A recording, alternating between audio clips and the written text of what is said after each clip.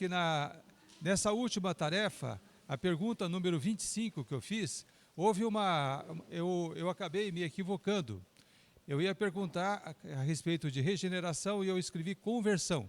Embora a resposta seja a mesma, né? É sempre por Deus, pelo Espírito Santo de Deus, mas realmente a pergunta seria sobre regeneração. Então, como ficou essa dúvida no ar, essa 25ª pergunta, ela vai ser anulada. Todo mundo vai receber como certo, independente do que você escreveu, certo? Mas tanto para regeneração como para conversão, a resposta sempre é Deus, tá? Então, continuando conversão. Quem que é o autor da conversão? Isso, é o Espírito Santo, Deus é o autor da conversão. Claro, a nossa conversão só acontece por causa de Deus. Só que ao contrário, como a conversão é um processo consciente, ao contrário da regeneração, né, em contraponto com a regeneração, então o homem colabora no processo da conversão. Mas sempre Deus que é o autor principal. Quem converte o homem é Deus. E as três pessoas, e o Espírito Santo de uma maneira particular, ele está envolvido no processo da conversão. Então o homem coopera na conversão, mas Deus é o autor, Deus é o principal. Em João 6,44 está escrito assim: ninguém pode vir a mim, se o Pai que me enviou não o atrair, e eu o ressuscitarei no último dia. Promessa do Senhor Jesus para nós. E Isaías 55:7, que o ímpio abandone o seu caminho e o homem mau, os seus pensamentos. Volte-se ele para o Senhor, que terá misericórdia dele. Volte-se para o nosso Deus, pois ele dá de bom grado o seu perdão. Então, a relação da conversão com os outros estágios do processo da salvação. Então, eu fiz para vocês um gráficozinho, assim, sabe? Esquematizado, para a gente poder entender tudo que a gente estudou até o presente momento. Então, se lembra, a vocação externa, a pregação da palavra de Deus. Então, a partir da vocação externa, da pregação da palavra de Deus, em algumas pessoas, não todas, mas algumas pessoas, que nós chamamos de eleito e tal, que gerou aquela confusão toda, né, nas aulas passadas, mas algumas pessoas, acontece algo extraordinário. Acontece a regeneração. O espírito é regenerado, acontece o novo nascimento, e não somente o espírito do homem ou da mulher é regenerado, mas Deus coloca o seu espírito junto. Amalgamados, se lembra da outra disciplina? Que nós falávamos muito do amalgamados? Então, amalgamado o Espírito Santo. E nesse momento também, a gente vai estudar daqui a pouco, acontece também, tudo é simultâneo, é rápido, é instantâneo. A gente não pode medir num relógio, sabe? A gente não vê, na verdade, não é visto esse processo. É algo que acontece no nosso interior, né? No nosso subconsciente, como a gente falaria na psicologia. Então a gente não vê o processo, mas acontece tudo de repente. E acontece também simultaneamente a justificação. Nós vamos estudar daqui a pouco a respeito da justificação. A partir do momento que o homem é regenerado e é implantado essa semente, que a gente chama de vocação interna ou eficaz, o que é a vocação interna? A palavra que estava do lado de fora, através da vocação externa, ela foi para o interior do homem. Aquela palavra se tornou vida, se tornou uma realidade. Então o homem, ele fica constrangido, aquela pessoa que passou por esse processo, ele fica constrangido. E de repente ele se dá conta de tudo que ele fez errado na vida, de todos os pecados que ele cometeu. E daí então vem aquele processo que nós conhecemos como arrependimento, certo? O arrependimento. Então a gente se arrepende daquele monte de bobagem, daquele monte de pecado que a gente fez na vida, certo? O processo do arrependimento. Então o arrependimento ele fala do passado, daquilo que a gente já fez, certo? E, ao mesmo tempo, ele coloca algo fantástico no nosso coração, que se chama a fé, certo? Nós vamos falar muito sobre fé. E a fé mais o arrependimento, a fé projetando para o futuro, vida eterna, perdão de Deus, todas aquelas coisas boas que vêm de Deus, a partir do momento que a gente é regenerado e a gente se arrepende, né? Então acontece o processo da conversão. A gente converte. A gente estava andando numa direção e de repente a gente dá aquela parada e a gente toma outro rumo na vida. O rumo que o Espírito Santo do Senhor nos dá. A gente passa a andar debaixo das ordens do Espírito, guiados pelo Espírito Santo, selados pelo Espírito Santo, marcado pelo Espírito de Deus. Então Deus está agora em nós e nós estamos agora não vivendo para nós mesmos, mas vivendo para o Senhor, né, para fazer as coisas do Senhor. As coisas nossas perdem a importância, os nossos planos, os nossos achismos, os nossos projetos, tudo vai ficar em submissão ao plano de Deus. É a pessoa convertida, o homem convertido, a mulher convertida. E aí, a gente pode ser mais ou menos convertido? Mais convertido, menos convertido? Pode, pode, isso pode. Bom, daí vai ver os conflitos, daqui a pouco a gente vai estudar sobre isso. Os calvinistas acham que não, né? Os arminianos já acham diferente, né? Isso. Daí vocês vão ver isso daí de novo, vai voltar de novo aquele mesmas coisas, né? Entendeu? Mas existe parece que um grau, né? Então, a gente às vezes olha para uma pessoa e fala, esse daí não é muito convertido ainda, né? Olha as atitudes. Ele não está muito convertido, as atitudes dele não é de uma pessoa muito convertida. Ou o outro fala, esse agora eu percebi. Ele está lá na frente, está convertido. Oi?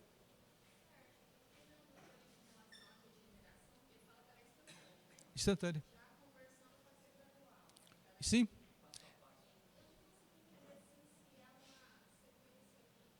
Pois é.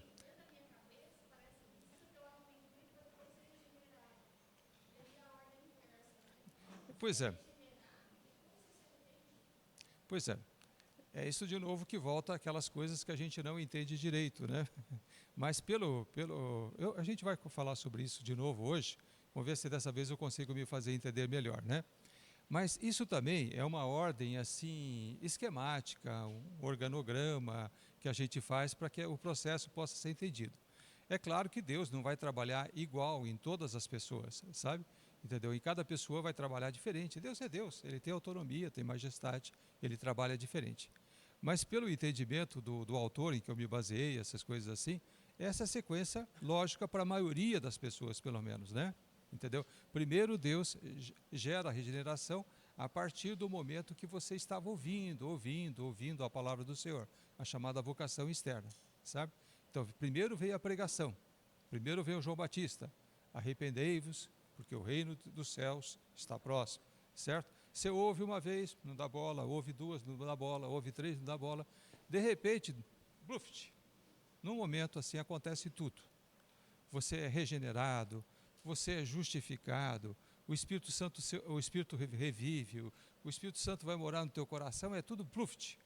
E daí já você não resiste, você se arrepende, você tem luz dentro de você e você consegue ver os seus pecados, tudo que você fez errado na vida, sabe? E ao mesmo tempo ele coloca a fé, daí você vê o futuro, sabe?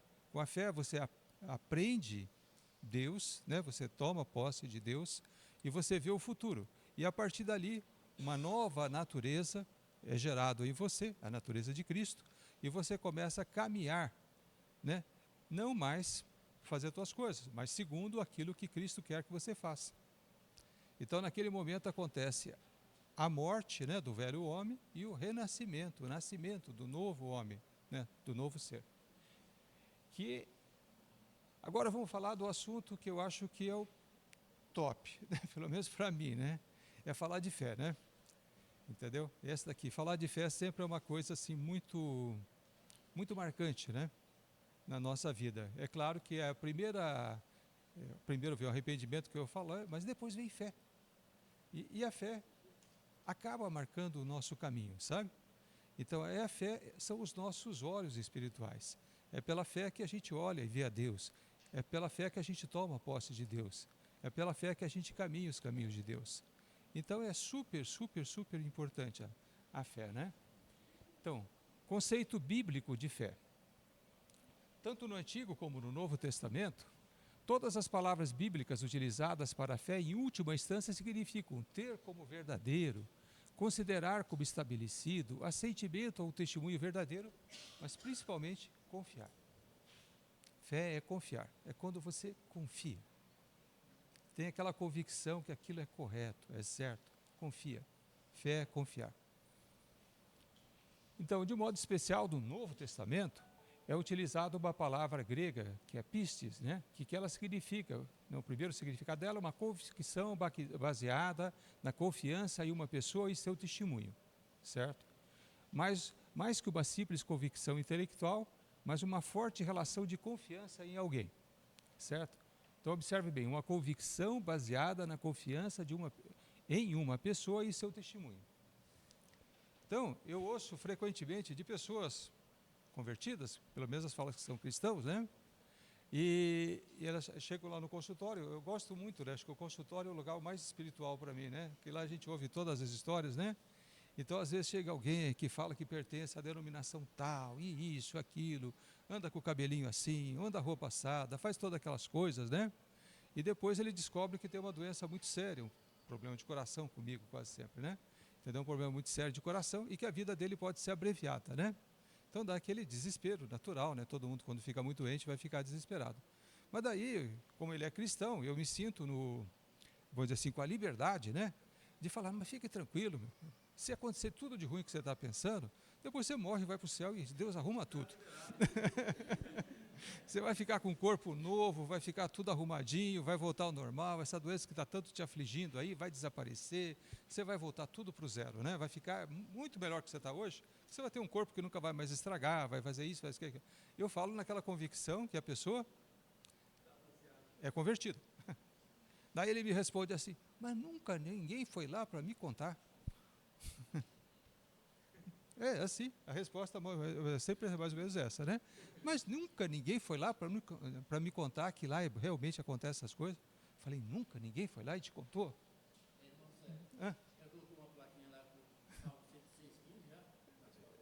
Não coloquei, mas eu devia colocar, meu irmão. Acho que eu vou aceitar a tua sugestão, né? Deixar atrás escrito atrás de mim, né? Mas então, as pessoas respondem normalmente isso. Mas quem foi lá para dizer que isso é verdade? Quem é que foi lá? Para contar que lá tem todas essas coisas boas mesmo. Quem que nos contou? Quem foi? Jesus. Certo? Então, será que Jesus é uma pessoa digna de confiança? Será que o que ele falou, olha, é uma convicção baseada na confiança em uma pessoa e seu testemunho? Ele nos contou e ele testemunhou. Certo? Será que dá para acreditar nele? Dá para confiar nesse cara? Sabe? Que ele foi lá, que ele contou, que ele voltou, né? Que ele passou por todo o processo. Então isso se chama fé. Você confia. Por que você acha que vai dar tudo certo? Claro que teve outros testemunhos, né? Não foi só o Senhor Jesus. Teve outras pessoas que parece que já foram para o lado de lá e voltaram e contaram os seus testemunhos. Mas para mim não precisava outro. Bastava este. Certo? Precisava outro? Não precisava. Se ele foi, e ele voltou, e ele nos contou, e a gente crê realmente que ele é verdadeiro, que ele é uma pessoa confiável, por que a gente vai precisar mais outro testemunho? E ainda baseado nisso, ele disse, eu vou para o meu Pai, e quando lá eu estiver, né, eu voltarei. Sim, certo. Então aí a fé começa por aí, né? Isso, a gente confia numa pessoa. É, uma pessoa que foi e voltou, e nos contou, e nos garantiu que era assim que ia acontecer. Então, mais que uma simples convicção intelectual, mas uma forte relação de confiança em alguém. Não é porque racionalmente eu entendi o processo, porque isso vem antes daquilo, aquilo vai depois daquilo, outro, faz sentido para o meu intelecto, para o meu raciocínio. Não é, é mais do que isso. É mais do que uma relação intelectual. Sabe, você não entendeu a lógica do processo. Você não sabe todos os detalhes para você aceitar. Certo? A gente acredita em coisas muito mais usuais, né? Assim, banais. Eu acredito que eu chego naquele carro meu lá, aperto a chave. E ele pega, o motor pega e eu saio andando. Agora, se você me perguntar como é que ele faz tudo isso, o que liga com o que faz o que vai gerar o quê, Eu não sei, eu não sou mecânico, eu não sei construir um carro, mas eu sei usar, certo? Eu sei usar, eu sei apertar a chave, sei pisar no acelerador, acho que eu sou bom motorista, não sou tanto não, né? Depois de velho eu não enxergo bem, mas eu acho, né? Eu acho, tenho essa convicção, tenho essa fé, é fé mundana, né? Fé do mundo que eu sou um bom motorista, isso também é fé, né? A gente tem que acreditar nessas coisas também, né? Mas estou dizendo, eu confio que o carro vai funcionar, eu confio que vai andar. Quanto mais confiar que, embora eu não conheça exatamente como é que é todo o processo, né? Mas eu confio que Deus, que Jesus, no caso, é uma pessoa confiável. Eu dou meu voto de confiança nele. Eu creio que ele está falando a verdade. Eu creio que vai ser assim como ele me falou, né? Eu já tive provas e mais provas de que ele está falando a verdade, sabe? Por que eu vou duvidar? Então vamos lá. Então, expressões figuradas empregadas para descrever a atividade da fé, né? Algumas expressões. Então, primeira, é descrita como o olhar para Jesus. Há nessa expressão um ato de percepção, o discípulo olhando para Jesus, percepção, né? Então é o elemento intelectual. Quando você olha, você está com a sua Bíblia aberta na sua frente, hoje, certo? E você olha para aquelas palavras, começa a ler, você está vendo quem? Jesus. Ele está por trás dessa nossa Bíblia. Você consegue ver Jesus?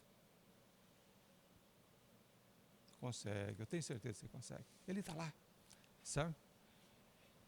É uma fixação deliberada dos olhos, o elemento volitivo, depende da vontade, sabe? E uma certa satisfação que a referida concentração testifica, é o elemento emocional. Quando Jesus fala com você, você fica emocionado ou não? Com certeza. Entendeu? João 3, 14 e 15. Da mesma forma como Moisés levantou a serpente no deserto, assim também é necessário que o Filho do Homem seja levantado, para que todo aquele que nele crer tenha vida eterna. Falando de Jesus e fé. Todo aquele que olhar para Jesus, que conseguir contemplar Jesus, certo? E crer em Jesus, ele vai ganhar um presente fantástico. É o presente dos presentes. Ele vai ter uma vida eterna. Dom de Deus, presente para nós. Bom, segundo, é descrita também como por fome e sede, comer e beber. Quando nós comemos e bebemos, temos a forte convicção de que a comida e a bebida nos deixarão satisfeitos. Não é assim? A gente tinha aquele pratão lá na frente, tá, hoje eu me faço, né? Dia das Mães, vou comer tudo isso, vou ficar forte, satisfeito, nutrido. Quando a gente olha para Jesus, não é a mesma coisa? Quando a gente olha para a palavra, é muito melhor até. Então, do mesmo modo, ao apropriar-se de Cristo, temos confiança que Ele nos salvará. Nós cremos em Cristo e isso basta. A gente já sabe que Ele vai nos salvar. Não é porque eu entendi bem o curso de teologia que eu vou ser salvo, porque eu consegui entender todo o processo, mas é porque eu olhei para Jesus e criei que Ele vai salvar. É por isso.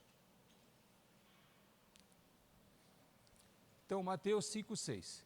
Bem-aventurados os que têm fome e sede de justiça, pois serão satisfeitos. Fome e sede de justiça, fome e sede de Deus, fome e sede de Jesus, porque nós seremos satisfeitos, é promessa de Deus. A gente não vai ficar com fome. Na eternidade a gente vai ser plenamente satisfeito, e agora também, hoje em dia a gente já está sendo satisfeito. Ele já está nos dando essa comida espiritual para nós seremos satisfeitos. Então, a doutrina da fé da história, vamos lá, vamos ver como era no começo. Sempre a gente fala do Agostinho, né? Entendeu? Agostinho é o nosso cara, né? Entendeu? Até o tempo de Agostinho, pouca atenção foi dada à natureza da fé, embora sempre fosse reconhecida como preeminente por meio da apropriação da salvação. Ou seja, através da fé, nós nos apropriamos da salvação. É o instrumento, é o meio, é o modo que nós tomamos posse da salvação. Através da fé, nós agarramos a nossa salvação. Eu creio. Pronto. Não preciso fazer mais nada, basta crer. Eu já tomei posse. A fé é o meu instrumento, pelo qual eu tomo posse da salvação. Agora, depois da reforma, o nosso Calvino, de novo, nosso polêmico, né? Calvino, sempre polêmico, né?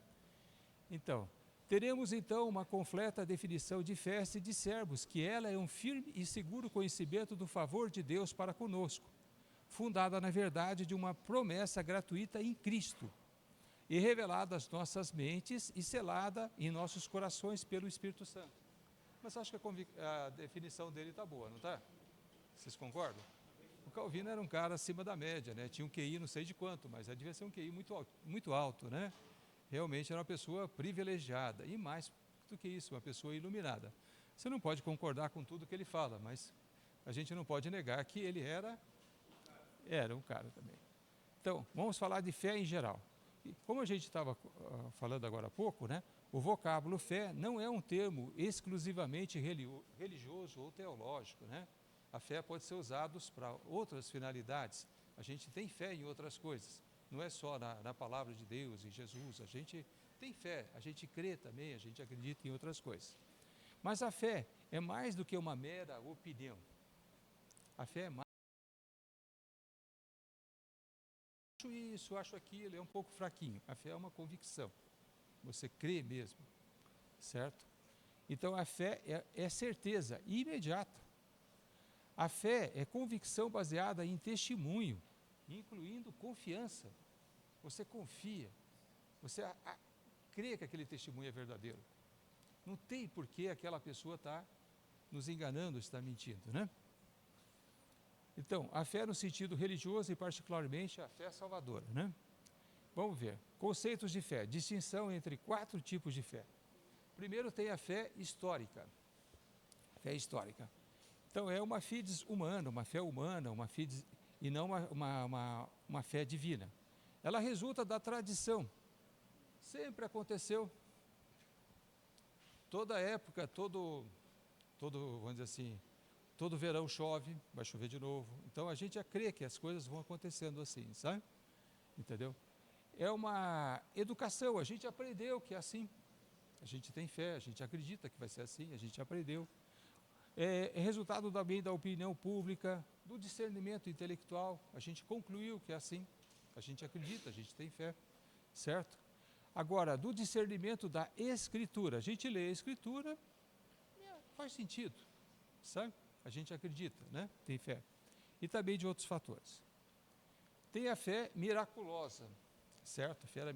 A tal fé miraculosa. É a persuasão produzida na mente de uma pessoa de que o milagre será realizado por ela ou em favor dela. Esta é a fé em milagres no sentido ativo. Não é necessariamente acompanhado pela fé salvadora, mas é um tipo de fé.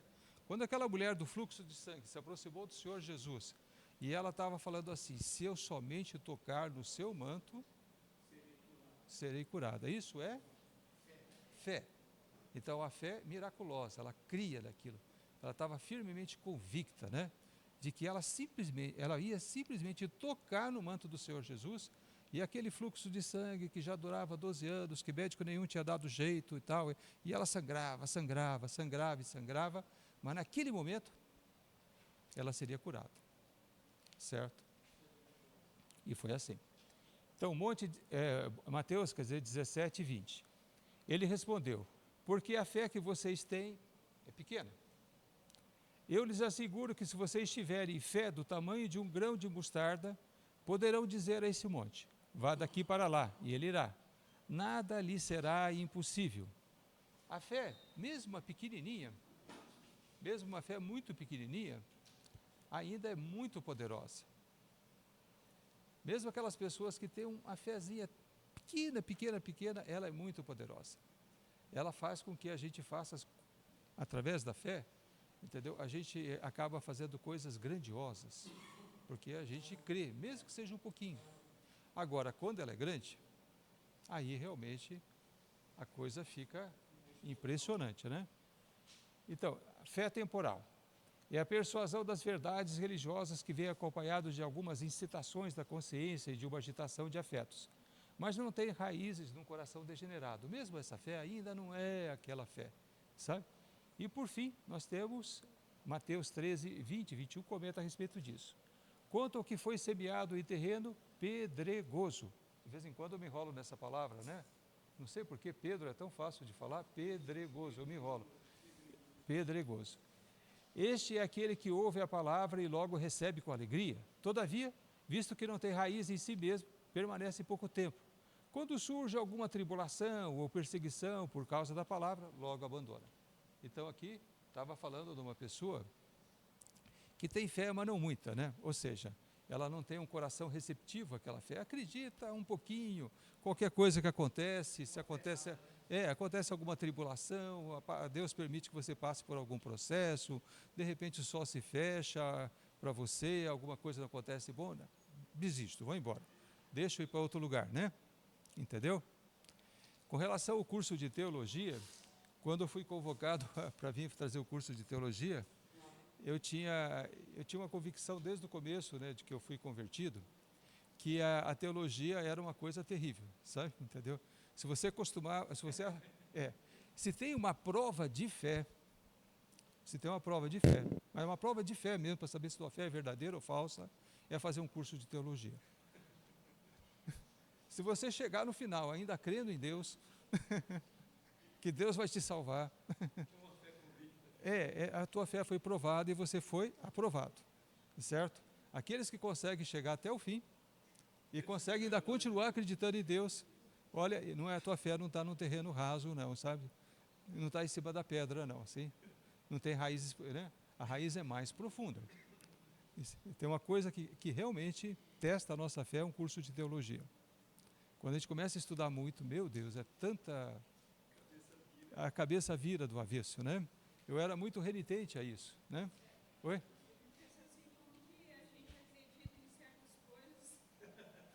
Quando você veio para o curso de teologia, aí parece que aquelas coisas que você acreditou quando você estava conhecendo lá, aí você vê que não está batendo muito. Sim, exato. É exatamente isso, né? Então, mas tem a fé, a chamada fé, né? A última que nos interessa, que é a fé, a verdadeira fé salvadora. É a fé que tem sua sede no coração e suas raízes da vida regenerada. Ela pode ser definida como uma certa convicção produzida no coração pelo Espírito Santo quanto à veracidade do Evangelho e uma segurança, uma confiança nas promessas de Deus em Cristo. Certo? Então essa é a fé verdadeira, salvadora, a que nos interessa. Sabe? É a fé que nos vai levar longe, que nós vamos manter com o Senhor. Entendeu?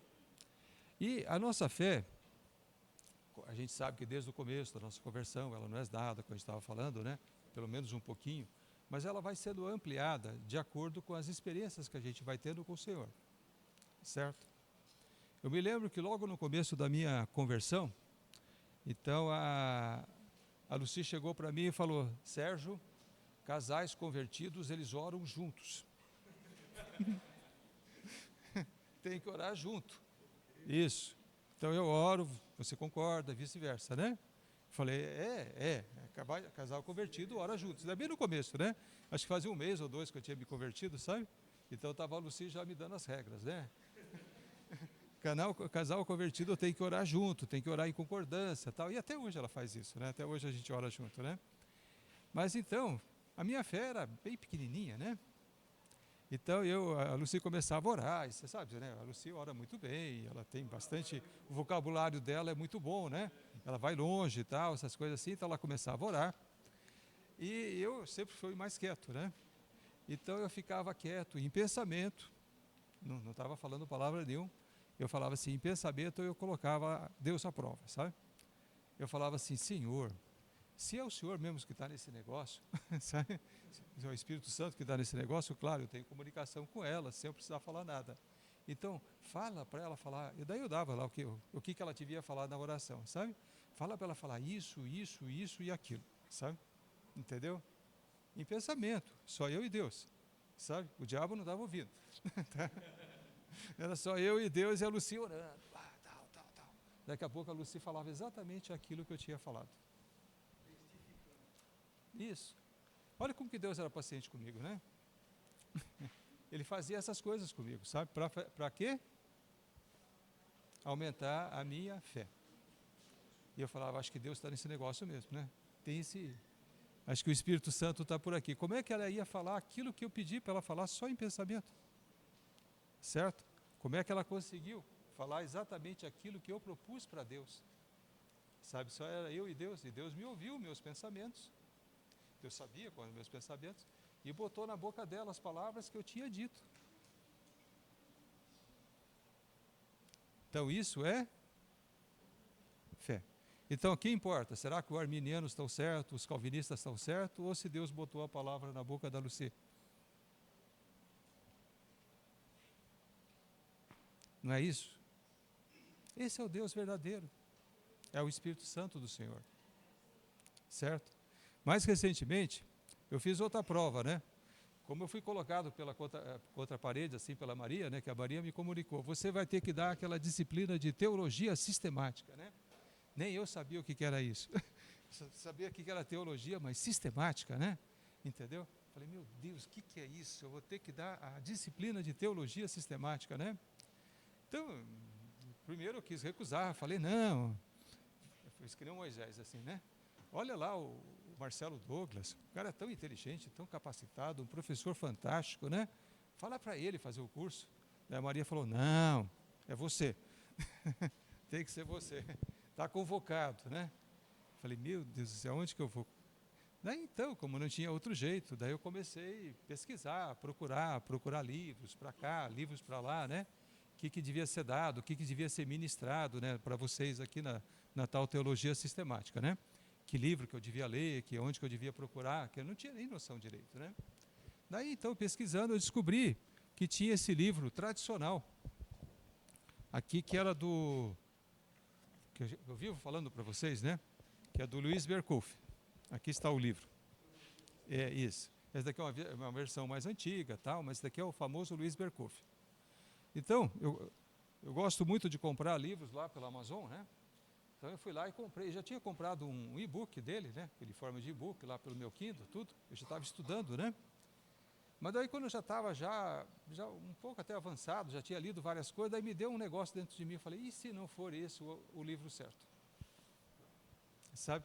Se eu estou falando desse livro, estou estudando, preparando o curso baseado nesse livro, e de repente não é esse o livro certo. Senhor, mostra para mim qual que é o livro. Daí eu botei o irmão Irani na roda, né? Daí não foi a Lucy. Daí foi o irmão Irani. Daí eu falei assim, olha, se for esse livro, o senhor tem que fazer o irmão Irani me dar o livro. Me entregar o livro. Entendeu? Esse daqui que vai dizer que esse tem que ser o livro que vai ser usado como base para o curso de teologia sistemática. Certo? Daí não passou muito tempo, imagina o que aconteceu. O irmão Irani pegou e falou assim para mim, Sérgio, eu tenho lá uma versão em papel. Eu tinha o e-book, né?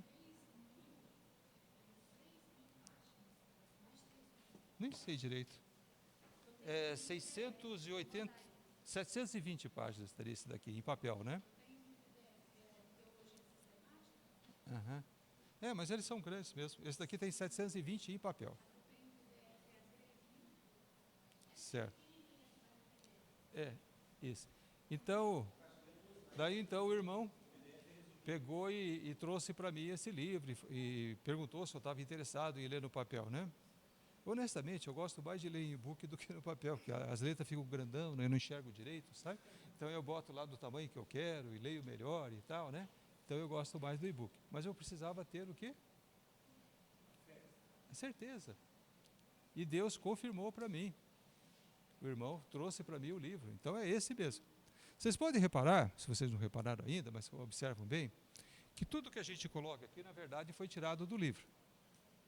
Então eu tomei a outra decisão que eu tinha tomado, creio que é Deus que me colocou isso no coração, né? Com certeza, que eu tinha que pegar e não emitir a minha opinião pessoal, o que eu acho a respeito disso ou daquilo, certo? Mas para eu não cometer nenhuma heresia, principalmente eu que entendo muito pouco do assunto, né? Então era melhor pegar e me basear em alguma coisa que já é consolidada. Esse livro foi escrito em 1930, ele logo vai fazer 100 anos, diz que ele foi lançado, quer dizer, foi publicado pela primeira vez, né? Então, eu vou me basear tudo que eu vou falar aqui naquilo que tiver sido escrito por um teólogo, alguém que estudou de uma maneira aprofundada, uma pessoa reconhecida, testada, né, em teologia sistemática, e que, claro, aprovado pela liderança, no caso, através do Irani, tudo essas coisas. Então, é isso que nós vamos falar. Então, gerou até uma certa controvérsia, porque nem tudo que eu falei aqui é exatamente aquilo que os meus achismos, né, as minhas experiências, mas é aquilo que está no livro. Então, aquelas coisas do calvinismo lá, que vocês ficaram bem chocados, né, está tudo aqui, é o que está escrito. Eu só reproduzi o que estava no livro, sabe? Eu não inventei muita coisa, não, sabe? Eu não inventei nada, na verdade, né? Eu só reproduzi, procurei trazer o que estava escrito. Claro que chocou todo, né? Criou aquela polêmica. Eu nem imaginava que o negócio pudesse ser tão grande, né? Mas quando aconteceu isso, daí eu me lembrei lá dos bizantinos, né? Vocês já ouviram falar daquelas discussões bizantinas? Você sabe o que é Bizâncio?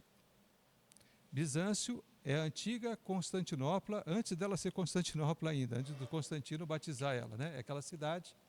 E diz que o povo lá se converteu no cristianismo, e eles passavam o dia inteiro discutindo questões assim teológicas. Mas era uma discussão sem fim, sabe? E nunca chegavam num acordo, sabe? Era aquela discussão, aquele disse-me disse, aquele fala, tal, mas eram só coisas assim, supérfluas, sabe? Não era nada de importante, na verdade, não era nada decisivo para a fé, para a nossa verdadeira fé, sabe? Então eram discussões assim, sem sentido. Bom, se Maria continuava virgem depois que ela teve Jesus, sabe? Isso, é tipo de coisa assim, né? Um falava que sim, o outro falava que não, outros discutiam, voltavam com os argumentos, iam, voltavam e tal, né? E era aquela coisa, enfim, como é que você ia saber se a Maria continuou virgem ou não continuou virgem, né? Não era nem médico ginecologista para examinar a Maria depois daquele tempo. E que importância tinha para nós isso? Que importância teria, né? Com relação a isso? Mas o pessoal discutia, né? Entendeu? Era uma coisa assim, incrível, sem fim. Deixa eu ver aqui, eu até guardei aqui o que é que significa discussões bizantinas. Eu peguei uma definição lá da Wikipedia, né? Wikipedia, certo? Então, na linguagem comum, bizantinismo ou bizantinice significa uma discussão que se prende à complexidade e detalhes, deixando de lado os aspectos mais importantes e os resultados práticos, ou um argumento pedante, vicioso, esquisito, mistificador, artificioso ou frívolo. Certo? Não adianta ficar discutindo a gente bizancice, né? Coisa que não tem sentido. Vamos direto para o que interessa. É Deus que nos interessa, sabe? É a fé em Deus que nos interessa. É isso que vai nos salvar. Se ela vem de um jeito ou vem de outro, o importante é que a fé está dentro de nós. Nós cremos no Senhor, certo? Nós temos fé, sabe? E se ela já está dentro de nós, vamos tomar conta dela. Vamos tomar posse dela. E vamos tomar posse de Deus através dela, que é o instrumento que Deus nos deu para a gente tomar posse dele mesmo, a fé. Então, os elementos da fé. A fé é uma atividade do homem como um todo. Todo, né? Então, há um elemento intelectual. Então, ela é o conhecimento, o seu caráter, certeza e extensão. Um elemento emocional, que é o assentimento. Pela fé se sente um profundo interesse em Cristo. E ser um elemento volitivo, da vontade, uma confiança. A fé não é apenas uma questão de intelecto, nem de intelecto e sentimentos combinados. Também é uma questão de vontade, determinando a direção da alma, um ato da alma que parte ao seu objeto e dele se apropria. Entendeu? A gente se apropria. Fé sempre lembra isso. Eu me aproprio de Deus através da fé. Eu tomo posse de Deus através da fé. Eu sou um com Deus através da fé. Então, a fé que em si mesmo é certeza, tende a despertar na alma um senso de garantia e segurança. Quem te garante que você está salvo? É o Calvino? É o Armínio? É o Agostinho? Não, é Jesus. Certo? O resto é teologia. É bobagem. Então, quem me garante que eu estou salvo? Quem me garante que eu vou lá para o céu? Certo? Quem que me dá essa certeza, essa segurança? Se a coisa for um pouquinho assim, ou um pouquinho assado, se não for exatamente do jeito que a gente está pensando que é na teologia, que importância tem? Se o dia eu vou morar com ele. É claro que falar das coisas de Deus, estudar a teologia, não estou dizendo que é assunto que é sem importância, é muita importância. Deus se agrada daqueles que se interessam pelas coisas dele, certo? Deus se agrada, a gente tem que estudar a teologia, mas a gente não pode se perder daquilo que de fato importa, sabe? A gente não pode se perder a direção, como aquele pessoal lá em Bizâncio se perdeu todo. Eles ficavam mais preocupados com detalhes, assim, sabe? Do que com aquilo que realmente importa, que é viver com Deus. E estudar teologia, no meu entendimento, é uma coisa tão importante, que imagina depois que todos nós estivermos lá no céu, do que a gente vai falar? A gente vai falar do Lula? Vai falar do Bolsonaro? Será? Vai falar do outro que vai vir, o Tarcísio, sei lá? Ou a gente vai falar do que lá no céu? Qual que vai ser o nosso assunto? Vai ser de Jesus. A gente vai passar toda a eternidade falando de Deus. E olha, eu garanto para vocês, se eu já tenho um pouquinho de vivência nesse caminho, eu digo para vocês, tem muito mistério pela frente. Esses daqui que a gente está enrolado, essas coisas que a gente não acha solução aqui na Terra, isso aqui não vai ser nada em relação àquilo que está por vir. Lá na eternidade, a gente vai ter coisas muito mais complexas do que essas que a gente está estudando hoje. Coisas mais misteriosas. Você acha que é só porque a gente foi lá para o céu que Deus vai deixar de ser o que Ele é? A gente vai descobrir que Ele é muito maior do que a gente possa imaginar. Certo? Creio. Né? E a gente vai ter muita coisa para falar. E a gente vai passar a eternidade inteira, se é que a eternidade tem fim, né? Mas só falando dele não vai terminar o assunto. A gente não vai conhecer todos os mistérios de Deus. Mas acho que é uma coisa boa para a gente passar o resto da vida falando, né? É um bom assunto, não é? Bom assunto sem repetições. Sem repetições, claro, né? Lá a gente vai ter outros professores, né? Gente muito mais sábia, gente muito mais competente, gente muito mais evoluída espiritualmente falando, né? Gente com muito mais experiência, certo? Já pensou a gente tendo uma aulazinha lá com Moisés? É.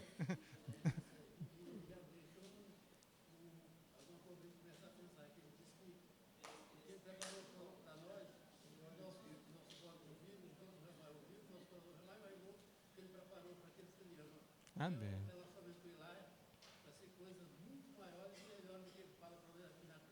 Isso mesmo. Isso que o irmão Irineu falou e eu concordo plenamente, irmão. Exatamente isso, tem muito maior.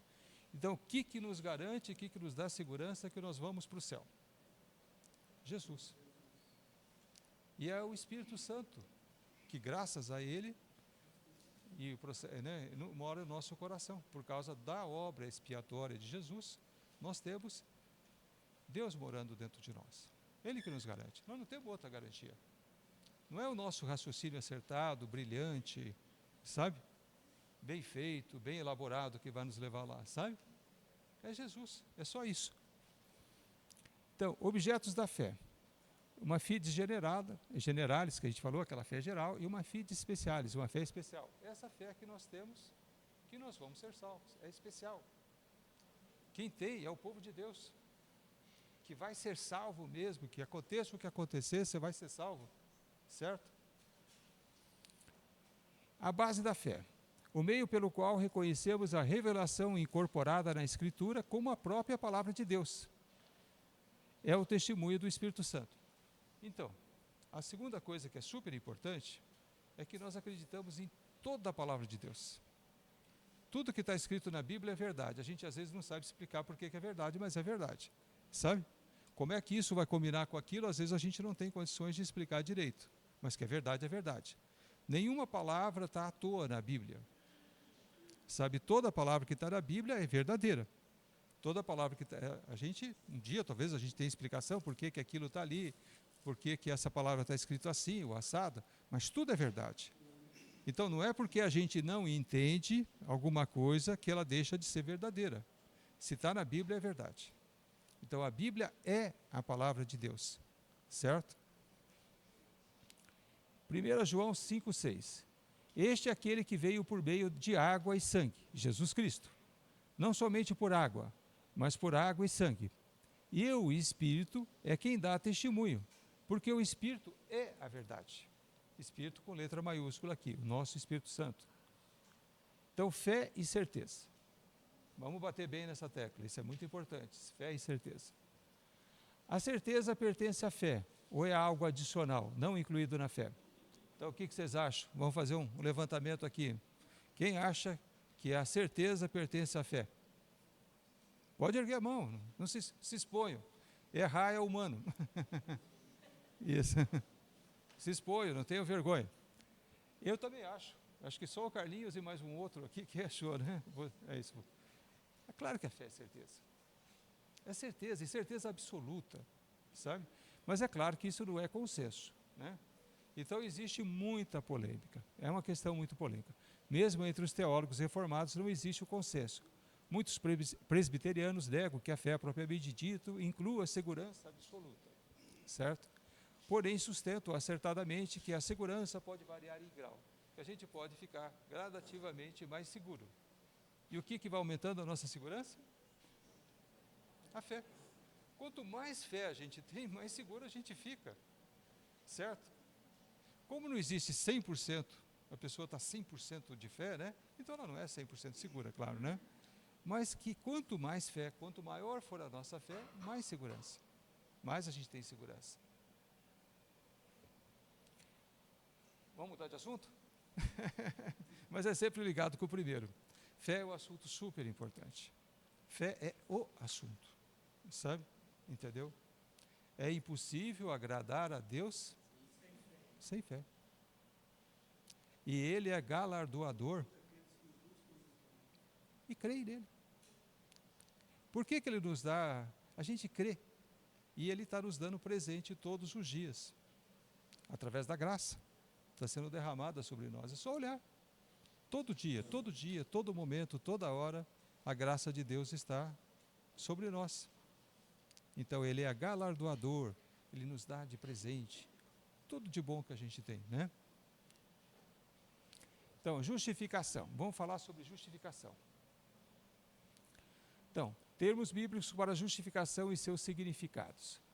Vamos lá, aqueles termos lá em hebraico, grego, aquelas coisas todas, né?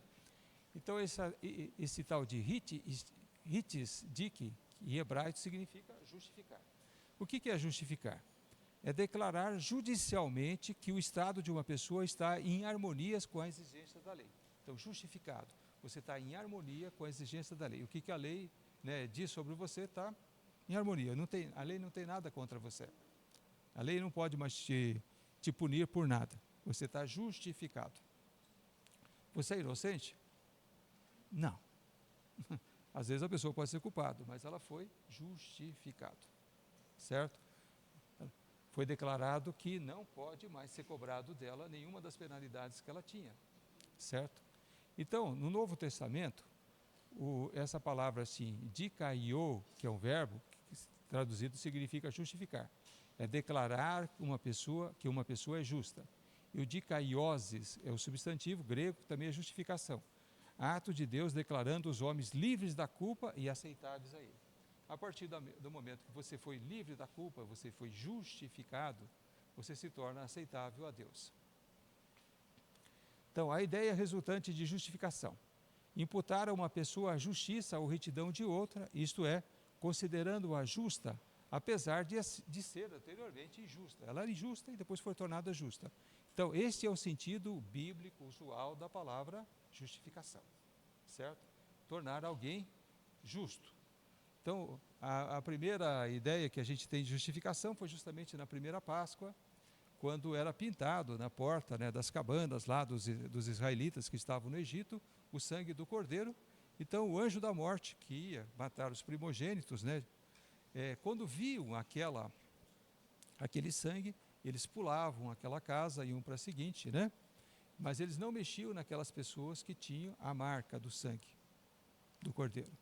Então, justificados, eles foram foram ditos que esse você não mexe.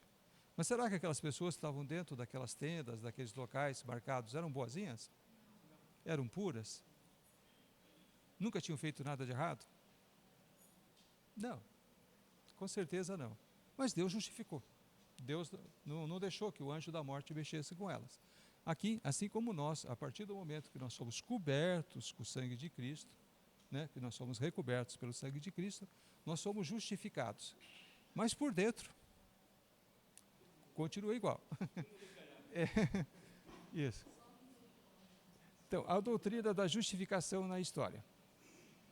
Então, a doutrina da justificação antes da reforma, né? Não existia diferença entre regeneração e justificação. Você lembra da regeneração? Isso. Justificação? Tudo a mesma coisa para quem era antes da reforma. Eles não separavam uma coisa da outra. E, na verdade, tem até algum fundamento, né? Porque essas coisas acontecem simultaneamente. Tanto a regeneração quanto a justificação. São coisas instantâneas. São atos de Deus instantâneos que o homem não participa, sabe? Tanto no processo de regeneração como de justificação. Então, mesmo Agostinho não parece ter tido uma correta compreensão da justificação como um ato legal, distinto do processo moral de santificação. Daqui para frente a gente vai começar a separar justificação de santificação, para vocês verem a diferença, tá? Então, a doutrina da justificação depois da reforma. Com respeito à natureza da justificação, os reformadores corrigiam o erro de confundir justificação com a santificação, salientando o seu caráter legal e descrevendo-a como um ato livre da graça de Deus. Então, a justificação, ela tem um caráter legal e é um ato que depende totalmente de Deus, da sua livre manifestação da sua graça sobre nós. Então, é assim que acontece a justificação. Então, Deus perdoa os nossos pecados e nos aceita como justos aos seus olhos, mas durante o processo de justificação, a gente ainda não tem uma mudança interior. A gente continua sendo o que a gente é. Por isso que a pessoa se converte, aceita o Senhor Jesus, passa por todo aquele processo e ainda continua, poxa, mas eu estou o mesmo. Eu continuo duvidando até que Deus se manifesta. Não foi assim que eu testei Deus através da Lucê? Porque eu duvidava. Eu não estava muito melhor do que eu era antes de ser convertido. Para mim não tinha modificado muito, sabe? Eu continuava com aquelas mesmas coisas, aquelas mesmas dúvidas, aqueles mesmos achismos, né? Tudo estava igual. Eu não tinha passado ainda pela santificação. Eu era só uma pessoa salvo, regenerado, justificado, estava tudo lá, né? Mas ainda não tinha caminhado muito. Dentro de mim estava tudo igual. Então, o homem é justificado, quanto que ele paga por isso? Nada. Então, o homem é justificado gratuitamente pela fé. A única coisa que você precisa para obter a justificação é ter fé. E a fé quem dá? É Deus. Então, imagina, né? Parece uma criança que vai comprar um presente no Dia dos Pais, certo? O pai dá o dinheiro para ele, né? O pai dá o dinheiro para ele. Pai, dá o dinheiro aí, né? Daí o pai fala, para quê? Para comprar o presente para você. Entendeu? Isso, é Dia dos Pais, eu tenho que dar um presente para você. Aí o pai, né?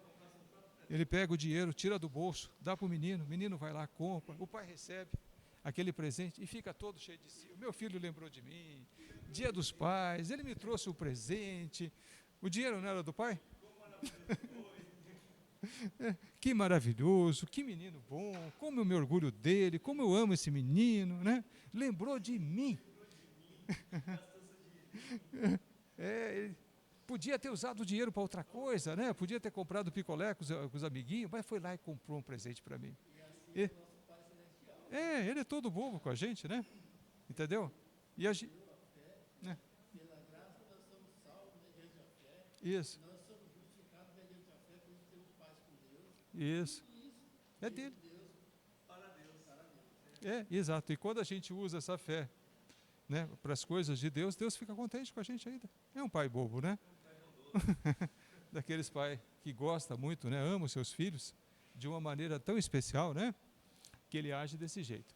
Então, o homem é justificado gratuitamente O dinheiro é de Deus, a fé é de Deus, né? Entendeu? É assim que a gente pega, se apropria da justificação, que recebe e descansa unicamente em Cristo para a salvação. Certo? É assim que a coisa funciona. Então, os reformadores rejeitaram a doutrina de uma justificação progressiva, né? E afirmavam que ela é instantânea e completa e não depende da sua consumação e de mais nenhuma satisfação pelo pecado. Tá? Então, como eu falei, sempre existe entre os teólogos muita discussão, muito detalhe, né? Então, detalhe daqui, detalhe dali, se ela é progressiva, se ela é instantânea, né? Segundo Luiz Berkoff, ela é instantânea. Tá? Entendeu? Mas não tem, se for também progressiva, que diferença vai fazer para a gente? Não tem diferença. Essas coisas são detalhes que para nós não vai fazer diferença. Natureza e características da justificação.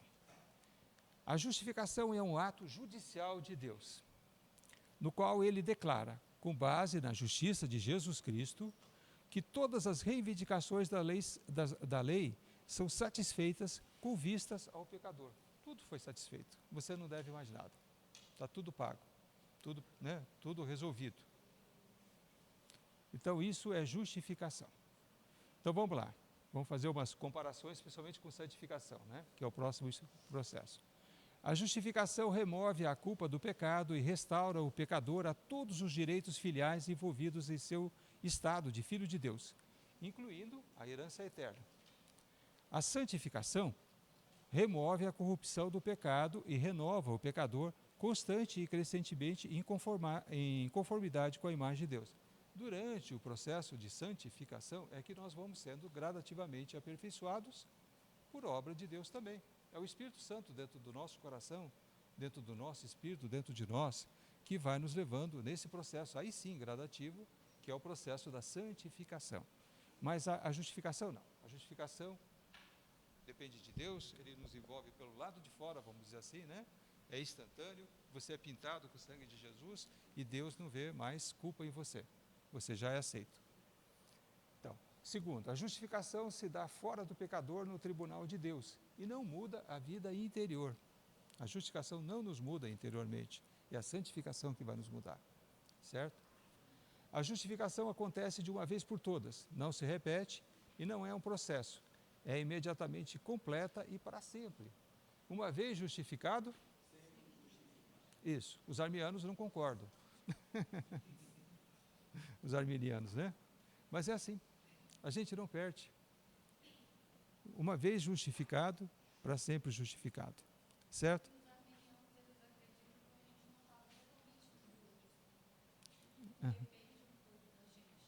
Sim, depende muito da gente, do livre-arbítrio, certo? Isso, então eles dependem muito, segundo a teologia, que a teoria dos arminianos é muito forte na Igreja Católica, sabe?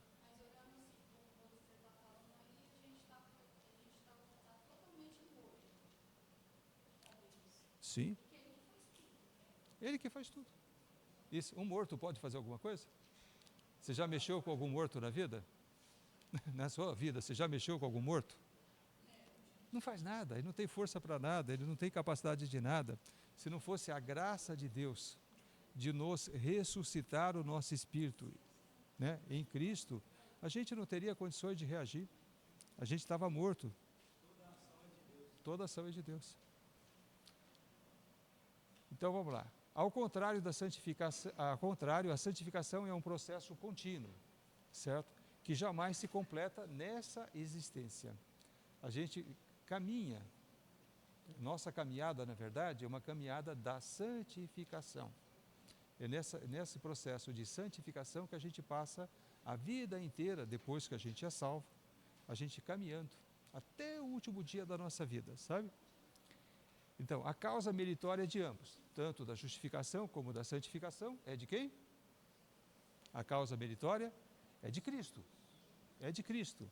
Embora a causa eficiente da santificação, de novo, né? Causa eficiente, causa meritória, da santificação seja o Espírito Santo, né? É o Espírito Santo que vai trabalhando o nosso espírito, a nossa alma, o nosso corpo, né?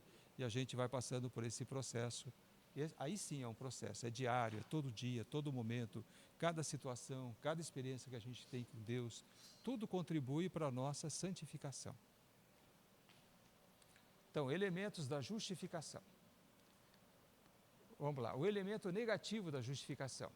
O elemento negativo é a remissão dos pecados com base na obra expiatória de Cristo, né? O perdão concedido na justificação se aplica a todos os pecados, passados, presentes e futuros. Deus é onisciente. Ele vê o nosso passado, Ele vê o nosso presente, Ele vê o nosso futuro. Mesmo durante o processo da sua caminhada, depois que você foi salvo, você vai continuar pecando, certo? Mas durante durante a justificação, tudo foi justificado, até os pecados que você vai cometer ainda. É claro que vocês não vão cometer pecado, porque vocês sabem que já foi perdoado, né? Conscientemente, né? Oi? Aham. Uhum.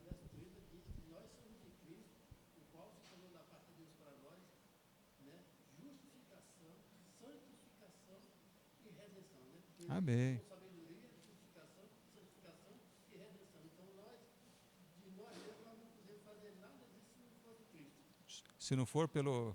Todo o mérito é de Cristo. E a ação é através do Espírito Santo. O processo acontece porque o Espírito Santo está em nós. Então, vamos lá isso. O perdão concedido na justificação se aplica a todos os pecados, passados, presentes e futuros, e desse modo envolve a remoção de toda a culpa e de toda a penalidade. Certo?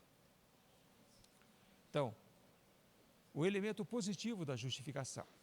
Ela se baseia particularmente na obediência ativa de Cristo. É na nossa obediência? Não, na obediência de Cristo. Porque Cristo foi obediente, por isso que nós somos justificados. Certo? Claro que a gente deve ser obediente também. Mas porque na obediência de Cristo, todo o processo se baseia na obediência de Cristo. O mérito é todo dele. Tá? E daí, consequentemente, nós somos co-herdeiros com Cristo, a gente acaba sendo adotado como filhos e tem o direito à vida eterna. Isso, por causa da obediência dele. Item E, esfera em que ocorre a justificação. A justificação ativa objetiva. O pecador é declarado justo em vista do fato de que a justiça de Cristo lhe é imputável. Justo. Cristo, a justiça de Cristo está em você. Então, justificação passiva ou subjetiva, ela se dá no coração ou consciência do pecador, a quem é comunicado a sua nova situação legal perante Deus. Bom, imagina vocês que tem um sujeito que cometeu um crime, sabe? E daí ele foge, desaparece, cai no mundo, né? Daí, muito tempo depois, o juiz aqui, o juiz terreno, faz um julgamento à revelia, certo? Do cara. O cara está fugido, ele não participa do julgamento dele. Mas nesse julgamento, prova para cá, prova para lá, se descobre que ele é inocente. Certo? Mas ele está desaparecido, ele fugiu. E ninguém conta para ele que ele é inocente. O que vai acontecer? Não, ele mesmo vai se achar. Não é outros, ele mesmo vai estar fugindo, se escondendo, aqui, ali e tal, se achando que ele é culpado, e ele nem sabe que já foi considerado inocente, ele foi justificado pelo juiz, sabe? Entendeu? Foi considerado que aquele crime não era crime e tal, e foi justificado. Então, quando Deus nos justifica, o que ele tem que fazer em seguida? Para que a gente possa usufruir dessa justificação? Ele tem que nos contar. Ele tem que dizer para a gente, você está justificado, cara. Os teus pecados foram perdoados. Nenhuma condenação há. Aqueles que estão... Amém. Então nós somos avisados, nós recebemos o comunicado, né? Começa a usufruir. Usufrua da tua liberdade. Usufrua do fato que você é justificado. Certo? Então Deus nos comunica. Nos avisa que nós somos justificados. Nós ficamos muito alegres, sabe? e tocamos a nossa vida conforme a gente já estava falando antes, né? Daqui para frente para agradar a Deus. Então, item F, ocasião em que se dá a justificação. Bom, muitos acreditam, agora vão de novo, né? Que a justificação acontece desde a eternidade. Entendeu? Doutrina dos antinominianos. Não é aceito pela maioria dos teólogos. Segundo, que a justificação acontece na ressurreição de Cristo. Segundo grupo, né, de teólogos, acredita que a justificação acontece na ressurreição de Cristo. É a doutrina, de novo, dos nossos amigos lá, dos arminianos, né? E alguns teólogos reformados também. Justiça seja feita, entre os teólogos reformados, tem uns que acreditavam nisso. Mas, por fim, tem um grupo, que é o grupo predominante entre os teólogos reformados, do quais nós descendemos, né? Vou dizer assim, a nossa igreja local descende, né? Entendeu? Nossas doutrinas descendem, que a justificação acontece pela fé, como a gente está conversando aqui agora. Então, a relação da fé com a justificação. A fé precede a justificação. Quem que tinha falado? Acho que foi a Luciana, né? Que a fé precede a justificação. Então você tem razão, Luciana. A fé precede a justificação, tá? E segundo aqui a fé precede a justificação pessoal e é instrumento pelo qual nos apropriamos de Cristo e sua justiça. Tá certo? Aquela dúvida sua, né? Eu sei. Eu estou falando, as coisas não são exatamente assim, né? Então, a gente não consegue colocar na ordem correta tudo, né? Mas segundo o nosso Berkhof e tal, né? E eu acredito que faz muito sentido aquilo que você falou, que está escrito aqui no livro, que realmente primeiro a gente tem que ter fé e tal, para depois a gente passar pelo processo, né? Então, expressões teológicas empregadas para descrever a relação da fé com a justificação. Que a fé é a causa instrumental da justificação, certo? Que a fé é o órgão de apropriação da justificação. Que a fé é a condição sine qua non, ou a condição indispensável da justificação, certo? Então, base da justificação. Negativamente, que esta pode achar-se em alguma virtude do homem, que essa não pode achar-se em alguma virtude do homem, nem em suas boas obras. Então, a justificação não é porque aquela pessoa é boa, ou porque ela pratica boas obras. Não é nisso que ela se baseia. E positivamente, que a base da justificação só pode se achar, né, na justiça perfeita de Jesus Cristo, justiça imputada ao pecador na justificação. Então, Romanos 3:24. Sendo justificados gratuitamente por sua graça, por meio da redenção que há em Cristo Jesus. É o que a palavra nos fala. Bom, eu sei que a gente já tinha começado a estudar, né, os assuntos são meio misturados, a gente já tinha falado já um pouco de santificação, né? Já no capítulo anterior, que era o capítulo da justificação, mas vamos agora estudar um pouquinho, tentar estudar um pouquinho mais santificação. Termos bíblicos para santificação e santidade. No Antigo Testamento tem essa palavra kadash, no hebreu, né, que significa santificar. Então ela pode ter o significado de brilhar, cortar, separar, de isolamento, de separação e de majestade. Sabe? Quando fala Deus é santo, por exemplo, né? Então, uma das coisas que a gente mais lembra é que Deus tem aquela presença sua majestosa, né? Então, santo também tem Kadosh. Que a nossa igreja que o irmão Iranil lembrou, né? Então, a Kadosh vem dessa palavra, né? Também, que foi tirado do hebreu originalmente, né? Kadash, Kadosh. Vocês sabem que no hebreu não tem vogais. Só tem aliás, não tem vogais, só consoantes. Então esse A e esse outro A que a gente coloca aqui, né, Irani, é porque a gente colocou para dar um som melhor para a frase, né? Entendeu? Então você pode colocar qualquer vogal, você pode colocar um E, um U, um O, né, aqui no meio, que a palavra original do hebreu, ela vai ser pronunciada do mesmo jeito. Ela vai ter o mesmo significado. Eu tinha visto uma ministração, não me recordo qual o pastor estava falando, que a palavra kadosh é a mesma coisa da gente, o som e o movimento da respiração. Kadosh. É. Ou seja, de dentro para fora, assim, você...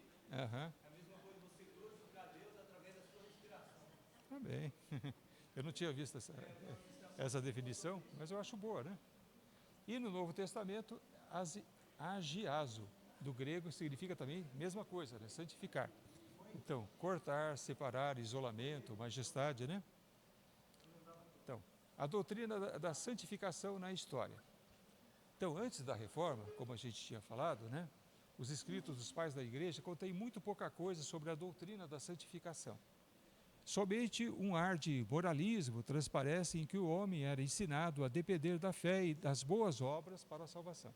Então, no começo, já era ensinado assim, que você tinha que depender da fé, com certeza, mas também das boas obras para a salvação, sabe? Que é a doutrina da Igreja Católica até hoje, né? Você tinha que ter boas obras, tal. Você tem que ter, né, boas obras. Então, depois da reforma, os reformadores faziam clara distinção entre justificação e santificação, considerando a primeira como ato legal da graça divina. Justificação, ato legal da graça divina.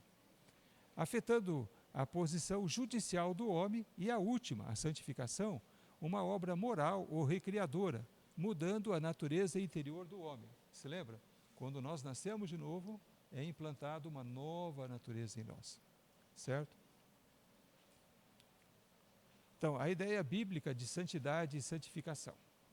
No Antigo Testamento, como a santidade é o atributo de Deus, Deus não é santo? Então, atributo de Deus. Torna-se, na prática, inacessível ao homem. Eles achavam que o homem não podia ser santo como Deus é santo. Se Deus é santo e é um atributo de Deus, o homem não podia ser. Sabe? Seria muita pretensão do homem querer ser santo como Deus é santo. Segundo o Antigo Testamento, né? Alguma interpretação do Antigo Testamento.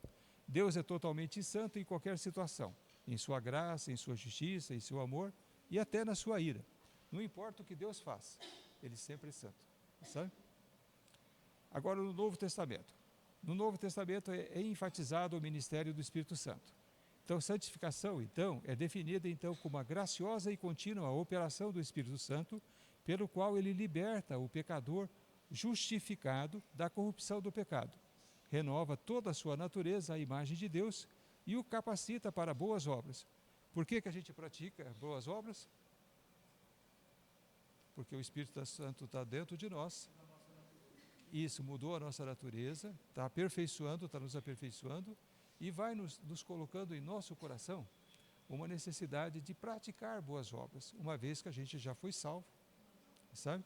Que já foi justificado, então a gente começa a ter aquela necessidade, sabe? Porque sabe que isso agrada a Deus, está de acordo com Deus, né?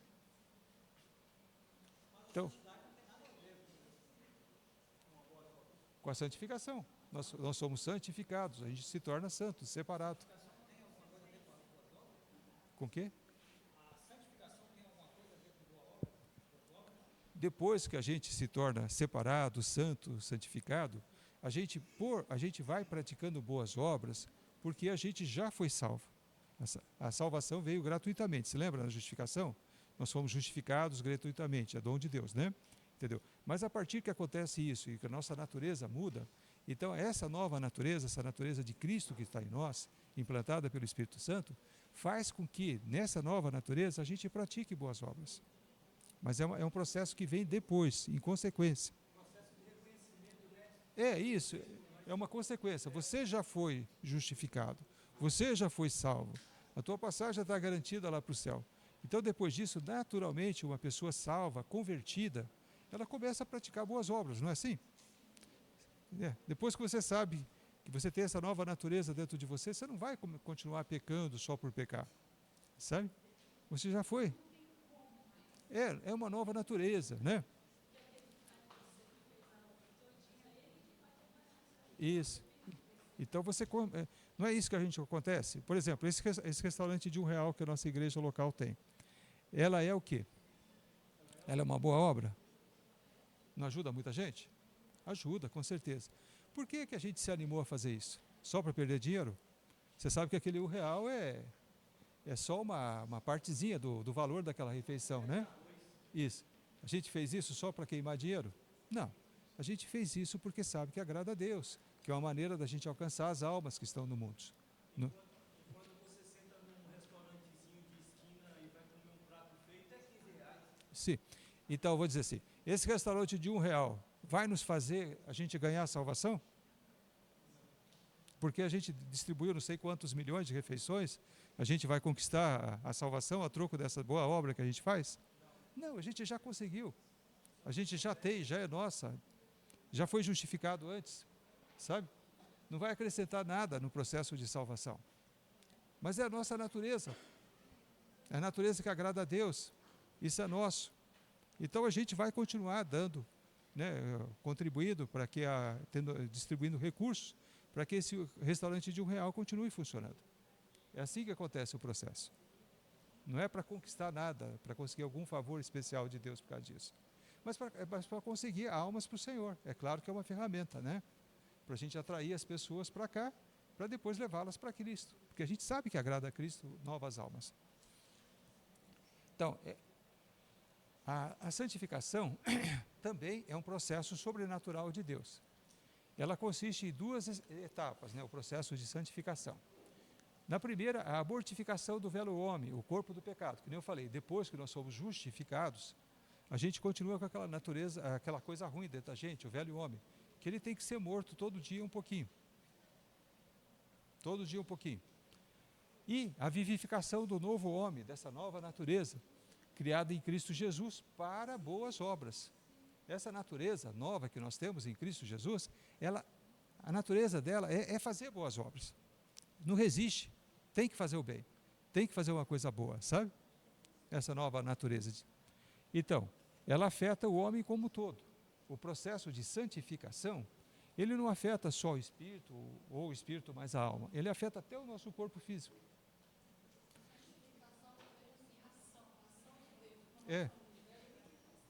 Vocês já ouviram falar que as pessoas convertidas acabam tendo uma vida um pouco mais longa do que a população em geral?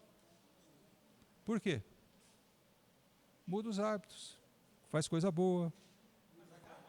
Sim, vive mais. Em média, vive mais. Sabe? Mas por quê? É o processo de santificação, ele consegue até beneficiar esse nosso corpo velho e corrompido. Ele não beneficia só o espírito ou só a alma. O processo de santificação beneficia até o corpo. Sabe? Mesmo que a gente, claro, a gente sabe que esse corpo é passageiro, um dia vai se corromper por inteiro e a gente vai morrer, né? Mas mesmo durante esse processo dessa vida, mesmo tendo esse corpo todo corrompido, ele ainda vai durar um pouco mais de tempo do que duraria se a gente fosse do mundo. Então, é uma obra de Deus na qual os crentes cooperam. O processo de santificação, ele é consciente. Então, é uma obra de Deus, com certeza. Tudo é mérito de Deus. Em primeiro lugar, mérito de Deus. Todas as respostas, daquele que é responsável por isso, por aquilo, conversão, justificação, santificação, toda a resposta sempre é Deus, né? Mas a gente coopera no processo de santificação. Então, características da santificação. A santificação é uma obra cujo autor é Deus, e não o homem, certo? A santificação tem lugar e parte na vida subconsciente e, como tal, é uma operação imediata do Espírito Santo. 3. Normalmente, a santificação é um processo longo e jamais alcança a perfeição nessa vida. 4. Ao que parece, tá? Ao que parece, a santificação do crente deve completar-se no exato momento da morte ou imediatamente após a morte, no que se refere à alma e na ressurreição quanto ao concernente ao corpo. Então, o processo completo de santificação, no que diz respeito à nossa alma, ela acontece quando a gente morre, certo? E quanto ao nosso corpo, o dia que a gente ressuscitar. Daí, então, o processo de santificação será completo. Apocalipse 21, 27. Nela jamais entrará algo impuro, nem ninguém que pratique o que é vergonhoso ou enganoso, mas unicamente aqueles cujos nomes estão escritos no livro da vida do Cordeiro. Alguém vai entrar nessa cidade aqui, na Nova Jerusalém, se não for santo? E se não for totalmente santo? Então, sim, a gente vai. Mas até essa última fase desse processo de santificação depende de Deus. Então a gente vai indo, capengando nessa vida, tentando se santificar, cooperando com o Espírito Santo, mas a gente não vai conseguir a coisa completa até o dia que a gente morrer. Quando morre, né, não importa em qual estágio você esteja, mais avançado, grau universitário, no primário, né, no que diz respeito à santificação, daí o processo vai se completar. Isso, a alma então fica vupt, ela fica, né, ela completa, fica totalmente santa. Daí você entra no céu, certo? E daí no dia que a gente for ressuscitado, né, aquele dia do Senhor, quando o Senhor voltar, e que todos nós vamos ser ressuscitados em corpo também, né, não só em espírito e alma, mas também em corpo, então o corpo também vai ser totalmente santificado, restaurado e tornar aquele corpo especial, glorioso. Isso. Então, o autor e os meios da santificação. A santificação é obra do Deus Trino, mas é atribuída mais particularmente ao Espírito Santo na Escritura, certo? É Deus, né? Isso, o Deus Trino que nos santifica, mas mais particularmente no Espírito Santo. Romanos 8:11. E se o Espírito daquele que ressuscitou Jesus dentre os mortos habita em vocês, aquele que ressuscitou a Cristo dentre os mortos também dará vida a seus corpos mortais, por meio do seu Espírito, que habita em vocês. Promessa de Deus para nós, né? Então, meios utilizados pelo Espírito Santo para realizar a sua obra. A palavra de Deus, os sacramentos, batismo, né? Ceia do Senhor, tal, sacramentos, né? E a direção providencial. O Espírito Santo está sempre nos direcionando, sempre mostrando o seu caminho.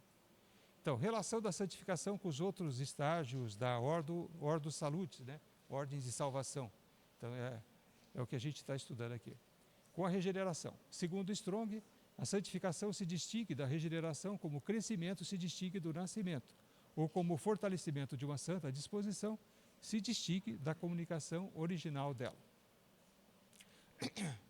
Como a santificação se distingue da justificação. A gente já falou muito sobre isso, mas vamos lá. Na aliança da graça, a justificação precede a santificação e lhe é básica. Na aliança da graça, essa que nós estamos vivendo, certo? Na aliança das obras, a ordem da justiça e da santidade é precisamente o inverso. Entendeu? Adão foi criado com uma santa disposição e inclinação para servir a Deus.